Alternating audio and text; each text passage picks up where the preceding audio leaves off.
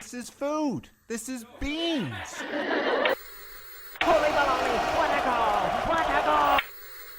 Adrian, The Last of Us on HBO, Season 2, Episode 3. Our review starts now. What did you think? What did you think of that episode? Episode 3. Yeah, I mean, it's dealing with the aftermath of episode 2. Some pretty big stuff happened. And I think the way this episode played out, I liked some of it, and then I kind of didn't love some of it either, which I'm happy to dive into a little bit more. I think, again, the scenes that follow the video game to a T continue to be the best scenes of the TV show, of this season of the TV show, unlike where I felt with the first season. Everything whenever they deviated from the game, that was the best parts. But again, this was an emotional episode. I got tears in my eyes watching it kind of play. And I thought the pacing of it was pretty great. It felt like a setup episode, and I'm excited to see kind of how the rest of this story is going to unfold and kind of the changes that they might be making. And I really want to hammer home the point. The casting is phenomenal. I can't, hammer that point home enough. I think the casting of this show is brilliant. I think some of the new characters that they introduce for the show, Gail specifically, played by Catherine O'Hara, is a delight. There's a lot of good in this show, but again, there's enough keeping me back from actually being in love with it like I loved the first season. What did you think about this episode, my friend? I thought it was good. It's good. I think that there was a lot of excellent imagery on the cinematography side. I think they did a great job there. I do agree with you. It's like a recovery episode from the big splash of episode 2, for sure. And it feels like a world building type exercise, which is cool. And the characters have a lot of great chemistry with each other, and they feel real. There's an element of them feeling real. The relationships feel real between the characters, which I particularly love. I think that Gabriel Luna is consistently a standout for me. I don't know what it is. He's got when he's not speaking, he's got he emotes very, very well. And every scene he's in, I'm captivated. I feel like he's really great. And it was an emotional episode. I thought it was solid. Not a lot we can say again as the season goes on. We have less and less we can say because it kind of could potentially go into spoilers. But yeah, it's it's good. It was good. I liked it. I have a lot to say on the spoilers side of things, but yeah. Anything else you want to add? No. I guess if people listen to my last week's episode and my opinions on last week's episode, I've honestly actually soured on it more. I'm actually more negative on it than I was last week. So you didn't like episode 2 even more than? Yeah, even more than I initially stated. Okay. And yeah, I think I even mentioned it last week that it might be my least favorite episode of the season. It still is. But yeah, the more I've thought about it, the less I like. And okay. This episode I think is a better episode. I liked it more. But again, there's other things that are holding me back. So yeah, I'm excited to dive into this a little bit more with you. I'm curious to hear your criticisms of the episode because you've been pretty hot on this season compared to me. So yes, this episode, just to note, I guess, is directed by Peter Hoare, who directed some episodes of Doctor Who. He's a little bit lesser known from the other directors we've had, and this one was also written by Craig Mazin as well, just like the last two. So Craig Mazin writes basically the first 5 episodes, unless the source here is wrong. But actually, interestingly, the next episode, if I'm not mistaken, that's interesting. It's Kate Herron, who I'm pretty sure is the director for. I thought she was a Loki director. Am I wrong? I don't know. Get to it when we get there. Yeah. She's the executive producer and director of the Loki series, the first season. That's kind of cool. But yeah, Peter Hoare, a little bit lesser known, but he did Doctor Who and a bunch of other things. It's interesting. Yeah, okay. Jesus. Oh, Christ. uh-oh. Sorry about that. Sort of whacked my microphone. Apologies. All right. Apologies, son. Now to the spoiler portion of our episode, or a closer look episode here. Let's just jump into spoilers. I'll give it a quick second for the animation to move around, and then we could jump in. I'll just start by saying that it was interesting, and I'm not going to say anything about this group of people, but there's those woods people, the people in the woods. Just the start of the spoilers real quick. I thought that the introductory sequence of them and then showing that they had a child and then murdering them with the child murdered, I thought that was a very consequential scene in this show, in this episode, and I thought that was really interesting. I thought that was really cool. I half expected the child to survive, but the child did not. No. Let's just say that. So it's interesting in how they went. I feel like that's not a huge part of the episode. That's why I wanted to start with that, because I just think it's kind of interesting that how that happened. That group of people was interesting in how they have these like religious beliefs, and they really introduce them. It reminds me of, anything when you do character development and then kill somebody, it always reminds me of that Jeff Winger scene in Community where he snaps the pencil in half and says, you know, it's just like if I told you this pencil's name was Jim and then snapped it in half, a little bit inside of you dies. Is what is the line. I'm sure I butchered that a little bit, but yeah, anyway, that's kind of like that. They introduce these characters and then they instantly kill them. I just thought that was a pretty interesting way to. Yeah, like I think it's quite impactful to murder a child, like in anything, right? Right, and so this corpse of this child that we were just introduced to 50 minutes prior, it's tough to see, but it's a foreshadowing of the dangers ahead potentially, which is really cool. There's like oh, you're all happy after this journey. Here's this dead child. Should you be happy? That's the question. Yeah, but. Yeah, like as impactful that scene was, and again, like that final thing, I think this is going to be a common through line, at least for these first 3 episodes, where I feel like this show has a serious lack of subtlety that the game had. And everything, I feel like this episode solidified it for me, but this season of The Last of Us is made for a dumber audience than I feel like the first season was, and that the game is written for. I feel like the way that they're over explaining, things, not only with these forest people that kind of showed up and them talking about, oh, this prophet, blah, blah, blah, blah, blah. There's no subtlety there, because when this group of people get introduced in the games, you don't know who they are. They just kind of appear, and then you figure everything out based on context clues. And I understand that this is a show. And I understand, like, you're not playing the character, but I feel like we could learn with Ellie watching the show and her finding these context clues with Dina. And I feel like because of that, we're losing a lot of the subtlety that the game had. And it's really, again, I just feel like this is being written for a dumber audience. And what really hammers, again, this point home for me is when they are having the scene. And, it's Ellie like writes a note because they want to send 16 people from Jackson to go after, Abby and crew to get revenge for Joel. And there's a scene where a guy, I think his name is like Carlisle, like stands up and he pretty much just says like on the nose, like revenge is bad and we shouldn't go after them. And that's essentially the running theme throughout the game, but it's never told to you. Like, why do we have to say this so and make it so obvious for the audience? Why can't you let the audience figure that out for themselves? It's not that deep of a message. I don't know, the way man. the game conveys that message, that's a town council, right? So, like the town council meeting, a guy is standing up and he's saying his piece, and that's what he believes in, right? Because he believes in morality. It's not that crazy that somebody would do that. I'm not saying that it's crazy that someone's doing that. I'm just saying that it's losing its, the subtlety that the game had around that messaging. That messaging is the point of the game. Like that is what the game is based on.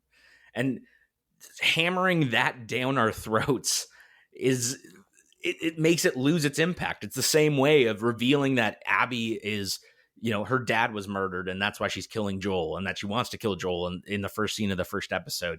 I just think this this season is. But they do reveal that in the game. It's not like they don't reveal it. Yeah, but I don't far really later. agree. Like this. Yeah. There is like I think you watched this too close to playing the game. It seems like to me. Like the game is also interesting because like the Abby situation. You play as Abby in the beginning of the game. You are helping her survive. There is nothing more intrinsically immersive, in my opinion, for me as an audience. That's why I felt like that episode was darker than I remember the game being. And she's a darker character to start. Because I played as Abby in the very beginning of the game. And I had to save her life personally. And so as a result, I was connected. So when she kills Joel in the game, I'm like conflicted because I just try to save her. And that's kind of the aspect here. So you have to do more, narratively speaking, to be able to make her more relatable and make her feel human in some capacity. In the case of the town meeting, I mean, that's not too unrealistic to think that this guy would stand up and do that. He doesn't want his child or whoever it may be to go out as one of the 16 people in that party. So he's got reasonings, and it makes sense. I mean, like this guy, he lives in a quiet town that generally they don't get attacked that much by people. I guess they haven't been attacked too well. I guess they did, but they have been. But it's not as drastic. They talk about it. They even mention like raiders like might come and stuff. It's not. But if you look at like, just human beings, there is an idea that you could want to forgive. That's not a crazy idea. That didn't feel on the nose to me. It felt like a guy who would say that at a town meeting in regards to sending 16 of their people, like on a 14-day journey away to go kill people because of revenge. It's not that crazy. And then the fact that he is saying like it is for revenge, and then she stands up and says it's not. It's kind of the point because we all believe it's revenge as the audience. I don't know. I don't. But that's again, not my issue with this episode. I have issues with it, but that's not it. Yeah, and I get where you're coming from, but again, it's when Gail is shown, Gail literally says like Ellie's a liar, like no, like I don't believe what she's saying. Like again, everything has to be over explained to the audience. I'm not necessarily saying that Gail scene was bad. I actually really like that scene. I really like Gail and the way Catherine O'Hara and Gabriel Luna played off each other was really, really awesome. And I think they had really good on-screen chemistry. And I like Gail as a character. But again, I just feel like this show it's dumbing down a story and a message that I think was just brilliantly done in a video game. And again, I've always been a big supporter of people changing, making an adaptation different. But I guess this one is just a little bit too close to home for me. Like I just love this game so much. I'm very biased, and it does feel like you're very biased. I got to be real. Like, on the perspective, like you kind of want the exact thing, but we're never gonna get that ever, and we kind of have to like kind of separate ourselves a little bit from that aspect. I think I don't want the exact thing. Again, like I like the changes that they did in the first season quite a bit. I just think these changes are unnecessary and don't make sense. But those are on the nose. In the episode 3 of The Last of Us, season 1, is incredibly on the nose. The idea of the subtlety you're describing is exactly what that episode doesn't do. It explains to you something that we don't see in the game. That's what they have been doing. That they have been fleshing it out. That's kind of what they've been doing the whole time, I feel like. No? Not necessarily. I feel like that episode in the first season, they changed that story entirely. And it's a beautiful story. It's well written. It's heartfelt. It's emotional. Like they didn't change it entirely, to be fair. I just played the game. It's not that different. It's different, but it's not that different. It's different. It's different in that you don't see it because they teach you it in like and the way it ends. The way it ends is very different, and then also the relationship between Bill and Frank is totally different as well. Because Frank, we don't see enough of the relationship to know that, right? That's the idea. That's the trick. You see a letter that says that, like Frank writes to Bill that he wants to leave. Agreed. The ending is different, or does leave because he can't stand Bill anymore. And again, they changed that entirely. But again, talking about this episode. Again, what are your criticisms? Because that's really the main stuff that was bothering me. My criticism is a criticism that's funny I'd never thought of until recently. And somebody had told me this when I was in a store at my job. And now I can't stop thinking about it, especially in the context of this episode, which handled it, in my opinion, I think might have been worse than the game. The travel makes no sense here. They travel for 14 days and they're showing these sunny little sunsets and we're traveling 14 days by horseback. And 14 days is a long journey. You have 14 days of food. Do you have 14 days of supplies? You never ran into a single infected person or any other people on this journey. It's still a little strange. It's Jackson, Wyoming to Seattle, Washington. It isn't close. This is a problem, in my opinion. I think that you really should have that episode should have been 2 episodes. The journey you should have run into something along the way. But I think they didn't want to take away from the point of what the the story's about and the aspects of what's in the game. So they kind of just didn't do anything with that. They just were like, oh, we're just traveling. And then we had one night in a tent. It made it seem like they were actually just traveling for like 1 second. At the very least, they should have spread it out and showed a montage that was longer and showed them constantly sleeping in tents and being a little bit stressed out and have a little bit of anxiety. Because that kind of travel, I think if I was going on horseback in today's world, well, I guess today's world we have streets and shit, so it would be hard to go by horseback anywhere. Mm-hmm. But you know what I'm saying? It would be difficult to make that journey. And it's not like they're galloping anywhere. They're kind of walking the same pace as my like fast walking speed. So it's not that crazy. It's strange. You would think that they would have more anxiety. They just seem like they're having a fun old time. And I don't think that makes a lot of sense, especially in the apocalypse. But hey, that's my main issue. Other than that, it does feel like a recovery episode, as we discussed, which is interesting. My favorite thing about this is that it's just showing the absence of Joel. They don't show his face. They don't show a picture. They don't show Tommy's over his body, and they don't show the shot of his face like beat up. They just show Tommy's face. They show Gabriel Luna's. Mm-hmm. Brilliant. That part is really cool, and I like the absence of Joel aspect. But it just because it feels like such a recovery episode and a setup episode.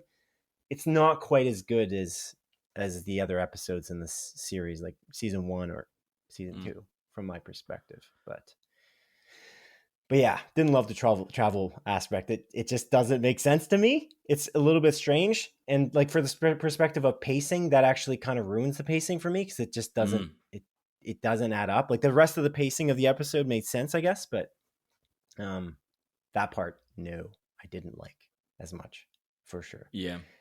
But did you all? That's fair. Yeah. Sorry, do you have anything to say about the travel or any of that? No. Like I it's funny because I never thought about that criticism until actually you mentioned it to me, like a few weeks back when we were talking about the game. Yeah. And yeah, like it is kind of interesting because never a single time did I think about that when I played through The Last of Us Part 2. We don't live in the United States, to be fair, right? So like we don't look at the geography frequently.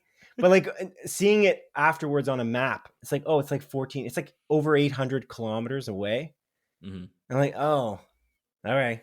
It's kind of far to go in the apocalypse. But I'm like, oh, you know what they're going to do in the show? They're going to spread it out. And they literally didn't spread it out at all. There was no spreading it out. Like they just like, what are you thinking? That seems like poor planning from my perspective. But anyway. It is interesting because this season's only 7 episodes. Like, it's weird. Like, I don't understand why they're trying to condense it so much. I feel like you could play around with it more and add more.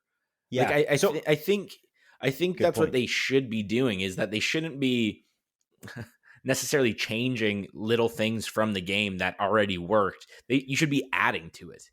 And that's maybe kind of my issue with this season as well. That's kind of frustrating to me. Like I want more of the world. That's why Gale is a super awesome addition. And I think really cool. Like this is a fantastic character that's added for the show. One of the best parts of this show, arguably. Yeah, it's great. So it's they should be doing more of that. So one of the criticisms I have is last episode. I think last episode should have been episode 3. I think episode 2 should have established more of Joel. Because it's been I kind of said this before, but you had like a 2-year gap between the seasons, but you also had a 5-year gap inside the actual world of the Last of Us. Mm-hmm. So like this is something that's interesting. We are seeing in the trailers for this show, for The Last of Us, you see a whole bunch of shots of Joel and Ellie, things we haven't seen in this season. Mm-hmm. So presumably they must be doing some kind of flashbacks. I must say, one of my pet peeves in modern TV and movies, when we see this, and we see this a lot, and you see this a lot in actually Lost, the show I love. Mm-hmm. It really bugs me when you kill a character off and then you bring them back in some way through flashbacks. It feels gratuitous. I don't need that. I don't love that. Actually, it's kind of my least favorite thing about the Last of Us video game, actually. I don't dislike the scenes. I don't see them as useful. When it breaks up the action, and we already, what did it inform? And we can't really say because we're going to be spoiling it, but it doesn't really inform on character development because we've already seen all the character development that could happen with those characters if the character is dead. Now, not always, but oftentimes. So a good example for a character we don't know about is Abby. You were saying it's annoying that they showed, she said, you killed my dad. And like, if you show that in flashbacks, that makes sense because we don't know her at all. But we know Joel, and Joel doesn't have a future because he's dead. So there's no benefit on a character development perspective. And you're basically straddling a line when you're doing those kinds of flashbacks because at a certain point it becomes gratuitous. So this is the question I have is what are they going to do with these flashbacks and how wisely are they going to use them? I would have preferred, and I much preferred, that they did the dance scene, the New Year's dance in the beginning, in the first episode. Thought that was brilliant. Way better. Why would you put that at the end? Makes no sense to me. The rest of the show, they're going to obviously go back to Joel in some capacity.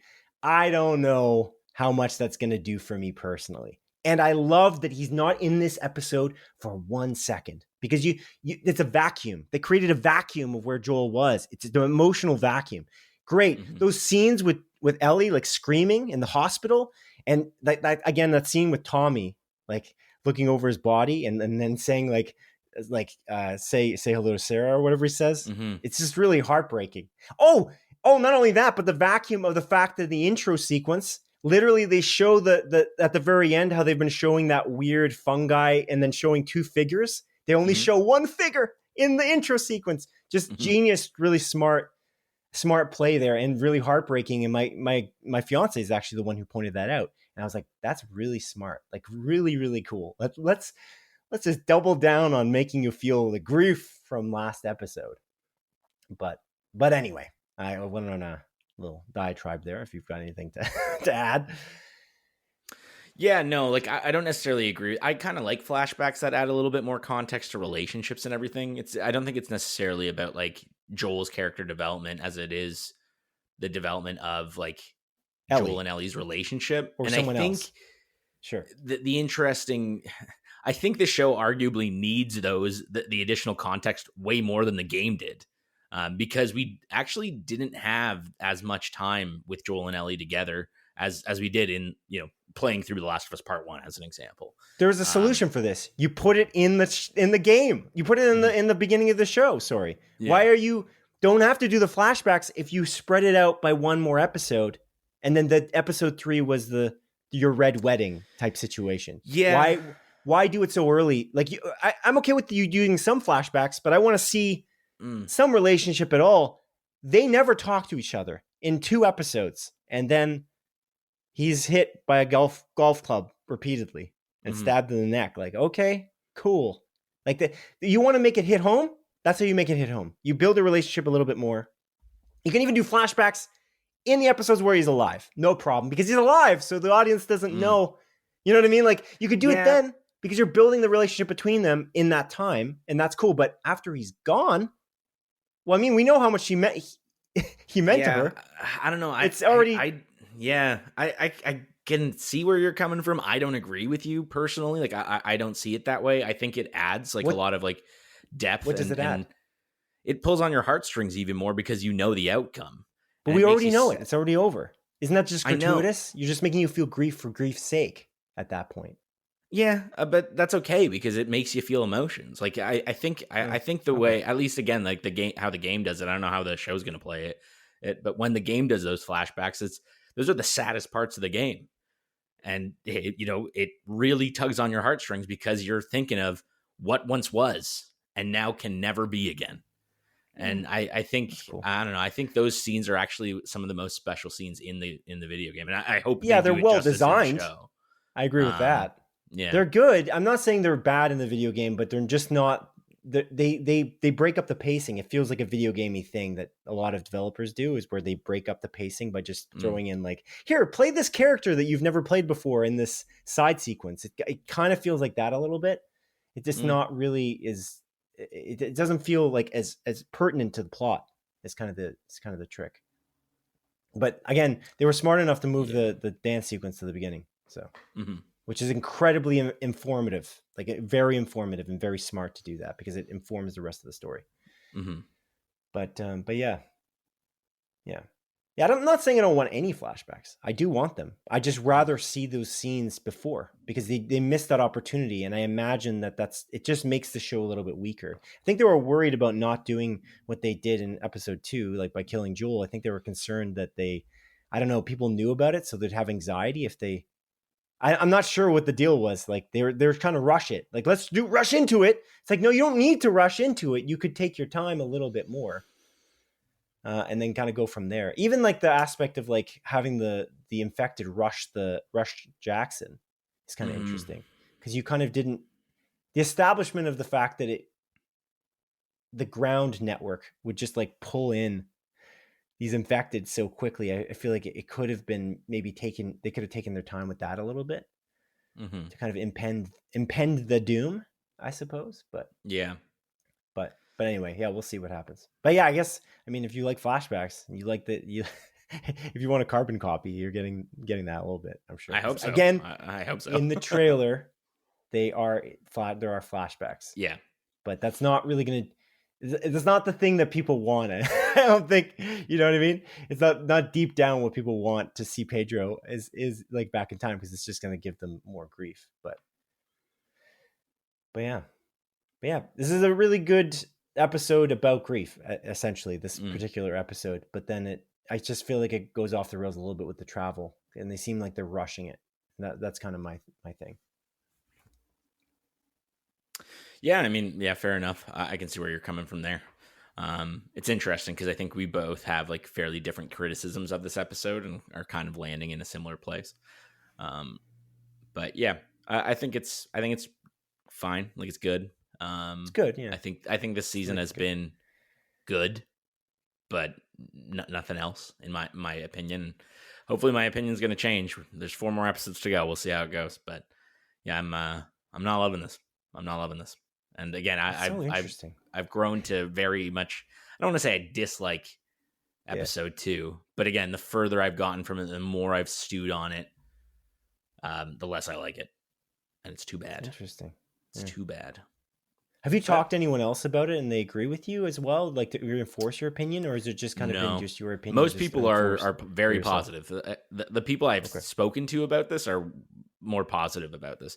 My fiance understands my criticisms. I think she is a little bit more positive on it than I am. She does agree that the game is better, because like she played through it with me. But apart from that, it's also much different. I mean, it is kind of designed to be a game, to be fair. Like it's a game in a very game way, which is good. I mean, it should kind of stand on its own as a unique thing, I feel like. But I feel like what adaptation is better so is The Last of Us Part 1. It's far better as a game, far better. It's also a linear storyline. It's just, that's all it is. You're playing a linear storyline, but the gameplay is really, really excellent. And because you're playing as Joel, you feel immersed in that character and what he's going through and what Ellie's going through. And like, it's different in that large way. I don't think the show can ever be as good, ever. There's not a chance in hell kind of thing. But yeah. Okay. Yeah. Like, do you find that you are harder on this though, that because you played part 2 so recently, maybe versus part 1 before you watched the show? Because I feel like it feels like it's the same show. Exactly. It's just a continuation of that show. It doesn't feel worse or better than the first season. That's kind of the way I've been looking at it. Like, it doesn't, like, that if you were watching them, like, let's say you never watched this show and then in 2 years you watched it all at once. We'll see it by the end of the season, but it feels like it would just be the same continuation of the show that we've seen. Yeah, I don't know. I'm going off memory from over 2 years ago, technically. But I played the first game just before the first season. So I actually played the first game closer to the first season than I played the second game to this second season. It is also a fair. much more linear game, to be fair. It's shorter. Yeah, it's half the length. So shorter like, as well, but linear. Yeah. Well, I mean, the second one's kind of linear. There's like a couple open areas, but I get where you're coming from. But No, ultimately, I mean linear in the way the plot is told. But yeah. Oh, okay. Sorry, I misunderstood. But yeah, yeah, I don't know. I just there's something about this season that's just not hitting the mark for me. Again, I understand I'm very biased, and I'm like, I love the second game. Me too. More than I love the first game. Me too.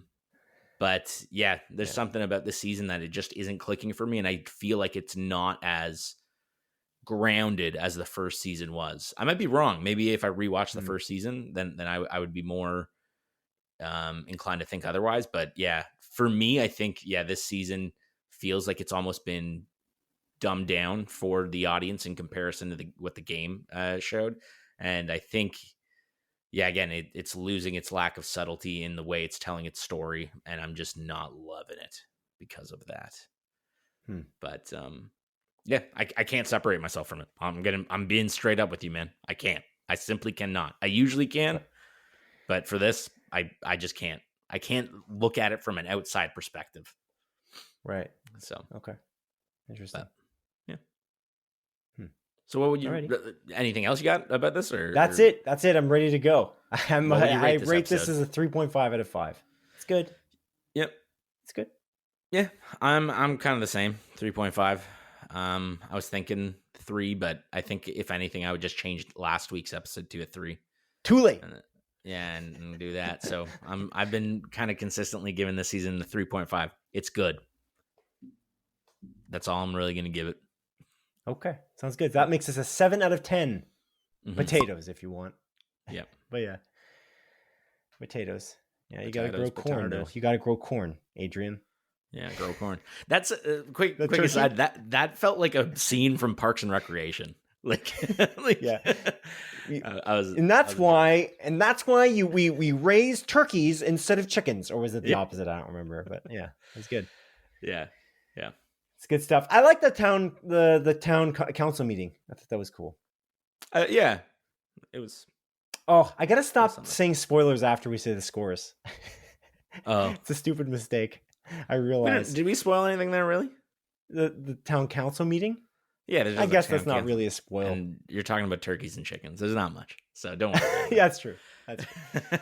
All right. Well, that leaves us at a 7 out of 10, the lowest rated episode for us. For The Last of Us, Season 2, Episode 3. Or, sorry, Season 2, the lowest rated episode. Okay, Adrian, thank you for joining me. I appreciate you taking the time, as always, and I thank you, audience, for joining us. Goodbye. Take care.